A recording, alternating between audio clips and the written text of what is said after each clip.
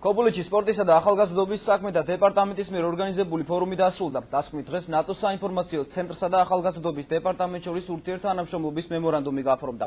ახალგაზრდებთან თანამშრომლობა, მათი ჩართულობა საზოგადოებრივ საქმიანობასა და რეგიონში მიმდინარე პროცესებში. ამ თემებზე ფორუმის მონაწილეები 2 დღის განმავლობაში მსჯელობდნენ.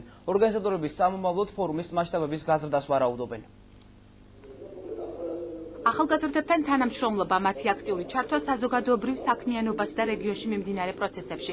სწორედ ამ მიზეზს ემსახურებოდა ფორუმი რეგიონული განვითარება და ახალგაზრდობის როლი, რომელსაც ქობულეთი მასპინძლა და აჭარის მუნიციპალიტეტების ახალგაზრდულ საქმეთა განყოფილებების წარმომადგენლების მონაწილეობით გაიმართა. 2 დღის განმავლობაში ახალგაზრდებს საშუალება ჰქონდათ სხვადასხვა უწყებების, დეპარტამენტების ხელმძღვანელებისგან მოესმინათ თუ რა კეთდება რეგიონში ახალგაზრდების დასაქმების, ხარისხიანი განათლების მიღებისა და საზოგადოებრივ თუ პოლიტიკურ ცხოვრებაში ჩართულობისათვის.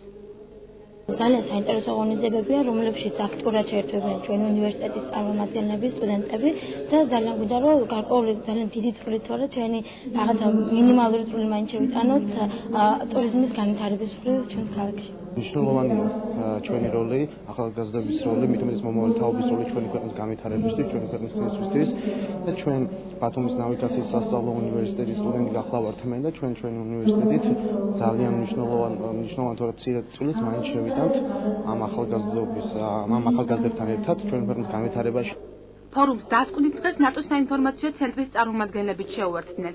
ჩრდილოატლანტიკური ალიანსი და საქართველო, რეგიონული აქტივობები და შესაძლებლობები. სწორედ ამ თემებზე ესაუბრა ახალგაზრდებს ცენტრის ხელმძღვანელი.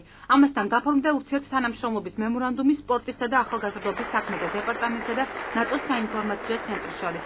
აღნიშნული დოკუმენტი საომავლო თანამშრომლობას და ერთობლივი ღონისძიებების გამართვას ითვალისწინებს.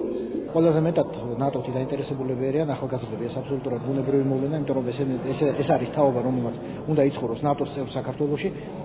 შესაბამისად, ჩვენი ძირითადი, როგორც ამბობ, ფოკუს ჯგუფი, ძირითადი აუდიტორია, რომელთანაც მუშაობთ, არიან ახალგაზრდები, ამიტომ ახალგაზრდობის დეპარტამენტთან ურთიერთქმედება არის ჩვენი პირველადი ამოცანა, რომელიც შეიძლება ნებისმიერ რეგიონში გქონდეს ცხადია მათ შორის აჭარაში.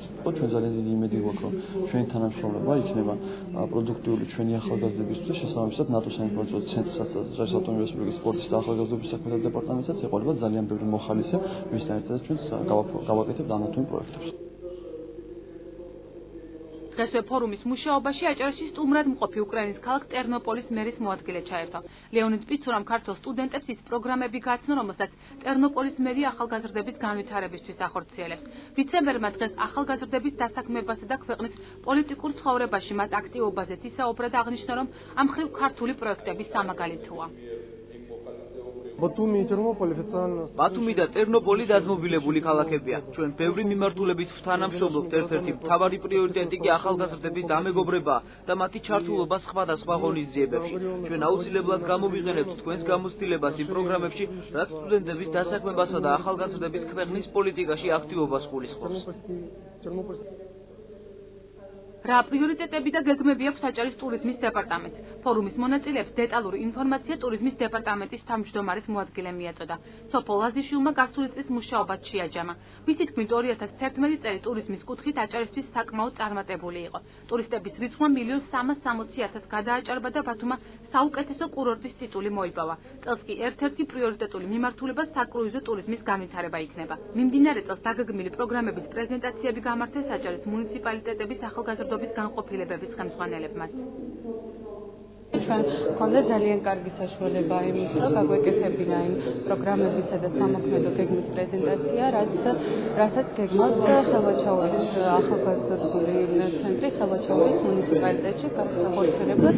ეს ძირითადად ეხება კულტურულ საგანმანათლებლო, სპორტული ღონისძიებების დაგეგმას, ახალგაზრდების მაქსიმალურ ჩართულობას ამ ღონისძიებებში. იყო ბევრი შემოთავაზებები, რაც საკმაოდ საინტერესოდ შეიძლება მივიჩნიოთ. მე თვითონ შევთავაზე რამდენიმე მათგანს მოიტანონ მათი პროექტები და ვითანამშრომლო ტურიზმის დეპარტამენტში და ზოგადად ესეთი ტიპის ღონისძიებები, რა თქმა უნდა, ხელს უწყობს იმას, რომ უფრო მეტად ჩაერთოს ახალგაზრდები სხვადასხვა ტიპის მიმართულებებში ქვეყნის ზოგადად და მათ შორის ქვეყნის ერთ-ერთი ძირითადი მიმართულება რეგიონის როგორც ტურიზმია. ფორუმი რეგიონული განვითარება და ახალგაზრდობის როლი დასრულდა.